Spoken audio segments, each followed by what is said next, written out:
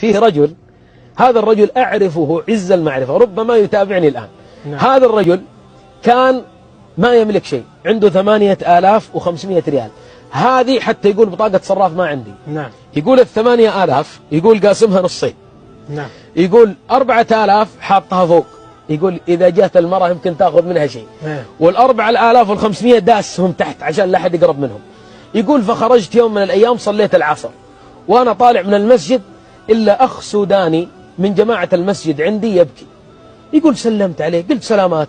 قال يا شيخ زوجتي مرضت وعندها سرطان في الرحم، شفى الله مرضانا ومرضاكم. أسأل الله أن يشفي مرضانا ومرضاكم. يلي تسمعني الآن وعندك مريض في البيت، داووا مرضاكم بالصدقات، داووا مرضاكم بمعاونة الفقراء والمحتاجين والأرامل والمساكين، لأن الصدقة التي تقدمها بإذن الله برء ينزل من السماء وعافية تنزل من الله تبارك وتعالى على هؤلاء المرضى.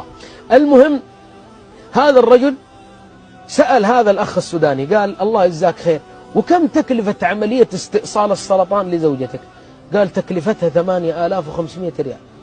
يقول والله لا أملك غيرها، والله لا أملك غيرها. راح البيت يقول فتحت الدولاب وجدت 4000 مثل ما هي، ما تحرك منها ريال واحد. ما أخذت زوجتي. يقول زوجتي ما أخذت شيء. قلت الحمد لله.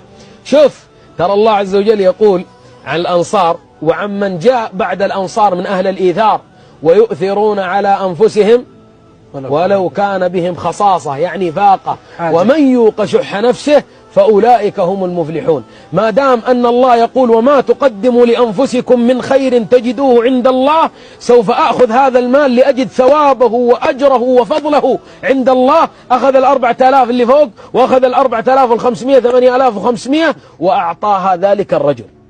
خرج الرجل بعد فترة، قبل أن يخرج من عنده دعا له هذا الرجل قال أسأل الله أن يصب عليك الرزق صبا صبا. الله أكبر. والله ما أعطيتني هذا المال إلا وأنا محتاج له.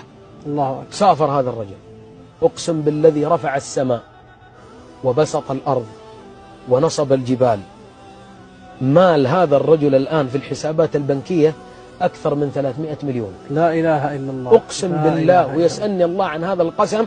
رأيته بأم عيني وهو يخبرني أخبر الناس أن يقدموا، والله ما قدمته لله سوف تجده إن شاء الله في ذلك اليوم، يوم لا ينفع مال ولا بنون إلا من أتى الله بقلب سليم.